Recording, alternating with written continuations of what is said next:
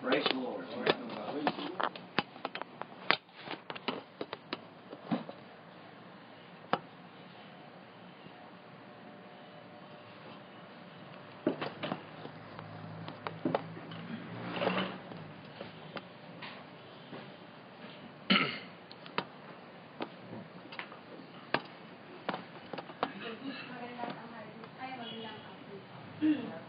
Afternoon.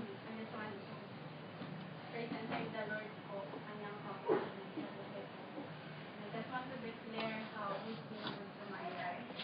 Kanyang sufficient grace na binibigay sa akin. Kanyang provision po yun ng everyday mercy niya. Kanyang faithfulness na binibigay ng kawan sa akin. I praise and thank the Lord for His goodness. Also, nagpapasalamat ako sa bagong taon na binigay niyo po. For the New Year, 2013, nagtataka ako at naiinis ako na walang nagbati sa akin. Hindi pala wala rin pala akong binati. Kaya, binabati ko na kayo. Happy New Year to. Happy New Year to. Anong sorry?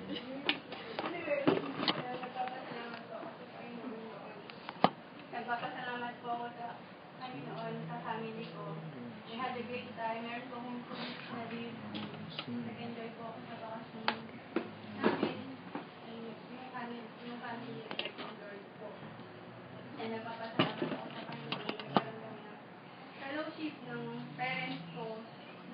Nag-stroll kami sa probinsya po namin at na dati yung mga usapan namin yung mga tungkol sa pag-aaral ko, mag-aaral ako mabuti. Ngayon, ang pinag-uusapan na namin, pag nag-asawa daw ako, dun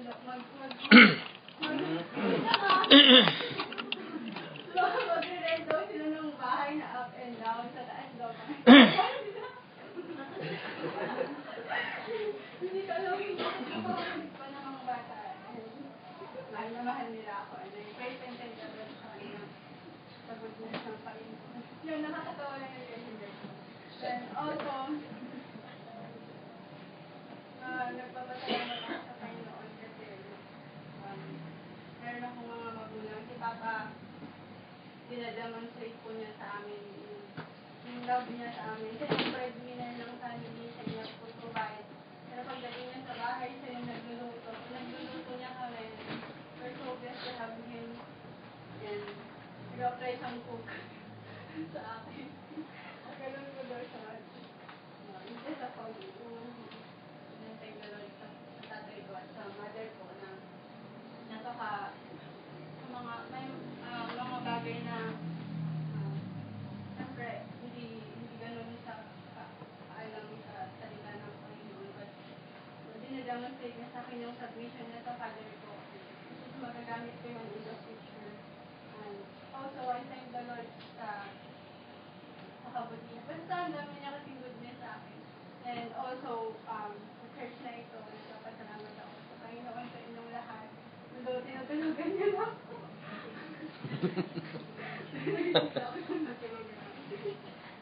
Then cheer my brother, cheer. Yes, nagpapasalamat ako sa Panginoon. Nandito pa rin po ako. Kung hindi dahil sa kaligtasan na binigay ng Panginoon sa akin, all in vain. I thank the Lord that I know I am saved, and I will forever be saved because of the grace of God na binigay niya sa akin. Nagpapasalamat ako sa Panginoon sa mga faces na patuloy ko bang nakita. Sabi niya, tigwan sa akin, hindi daw siya magsasawang makita yung pagmumukha ko. And I praise the Lord for that. Hindi rin ako magsasawang. Ipag-pray kayo parati. Marami sa taong ito, marami pang pagdadaanan na pagsubok, trials, kasi hindi na bata, matanda na darating at darating yung trials, but yun yung magta-try sa akin at na-purify pa ako into a better thing. And I thank the Lord for His goodness. Yun, marami na akong pinasalamatan. Thank the Lord. Amen. May additional lang po ako. Ito'y, hindi naman event ko. Nakuha ko lang, naisip ko lang ba? I don't know if kung anong resulta, pero I believe good ang resulta, hindi evil. Kasi yung time na sa homecoming, itinanay ko lang na Ustream. So, malaking bagay yun kasi marami palang nakikinig. Si Brother Carlos sa Saudi Arabia. Qatar pala, sorry, na Saudi Arabia. Nakikinig siya, saka sa ibang mga brethren na sineran ko ng mga links. Ngayon naman, sabi ni Gay kanina, kasi nasa Kalinga siya ngayon at nakikinig siya ngayon. We can say, hi Gay. Yan o. Si Gay ngayon, kasi ayaw niya na mag-church, ng local church dun sa kanila. Kasi wala siyang makain sa kanya, spiritual ba. So gusto niya na, kahit nandun siya, is yung pagkain niya, galing dito pa rin. Amen. Hindi naman canned goods. Amen. Kasi dumaan sa technology, no? I mean, directo, amen. Sabi niya kanina, kasi dyan dyan nalagay yung streaming. Sabi niya kanina, Sir, may kumanta na worldly background. Di po gaano clear. Mas malakas yung music kaysa microphone. Kaya po, ang ginawa ko, galing dyan, dinasport ko dito. Kaya sabi niya, nakikinig yung mama niya. Amen. Mama niya. So, ngayon si Gay, sabi ko, tinext ko si Jay, clear ba? Sabi niya, clear. So, ngayon, praise God, nakaminister po tayo. Kahit ang brethren natin na sa malayo, ay nandun pa rin siya. Gusto siyang makinig. Saka kay Sister Fatima rin. Pray for them. Amen. Glory to God. Praise the Lord, man. Solas Correctura Internet Church.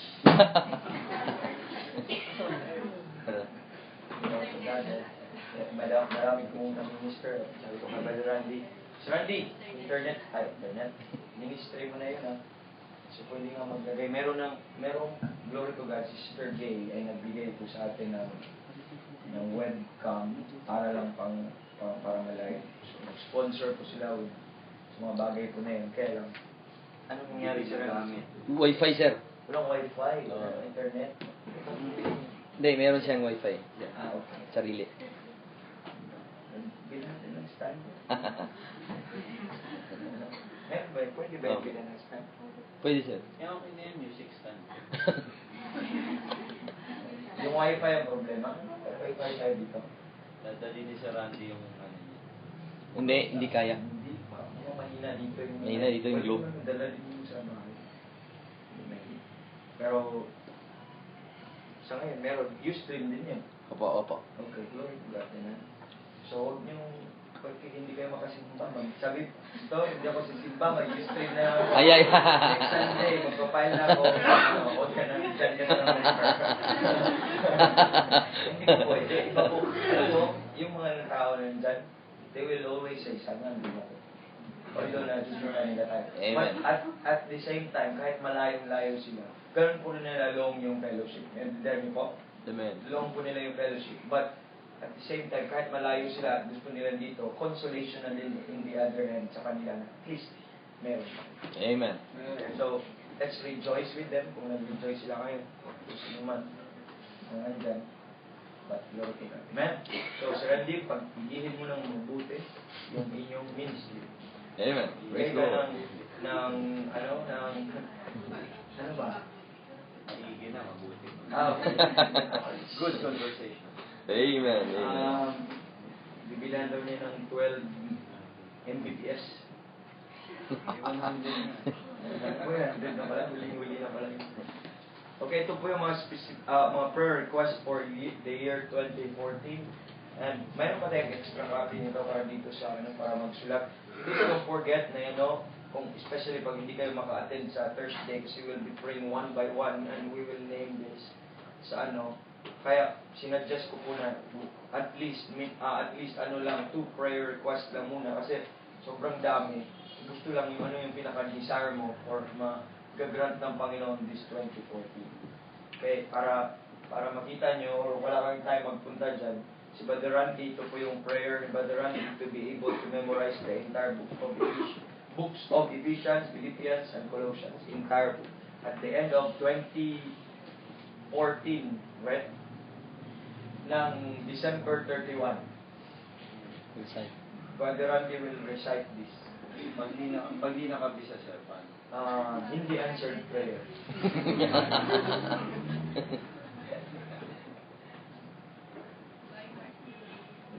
So, ang prayer request niya, a baby girl, Lord willing, Amen. for demonstration of the mystery as I father.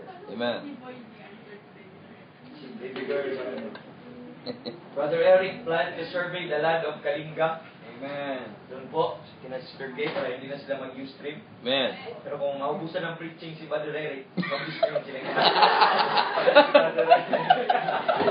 Kung na maubusan, pwede silang mag-ano. Help yourself. Not just Brother Eric, of course, the whole family will be there, pati si Stephen, kasama po doon. No? And mission, and also, survey po yun, siguro, magpa-plan tayo as a church, no? Ito yung isa sa mga mission trip po natin, we'll be going there. Okay? Sino yung mag-start na kayo mag-save ngayon, pupunta tayo doon, magsisurvey tayo kasama. Kasi ang local church po, mag-plan po ng local church, hindi po ang individual. Churches plan churches. That's Bible. Okay? So, pupunta tayo doon, tutulong tayo, tapos iwanan na natin sa Eric. Tapos, pagkatapos dyan, pagtapos ma-survey, mission field in Kalinga. Yun yung sa prayer, no? Si Father Joseph, for demonstration of the mystery daw, this year, he will find a godly wife. Okay, that's prayer, godly wife. Amen. Why not?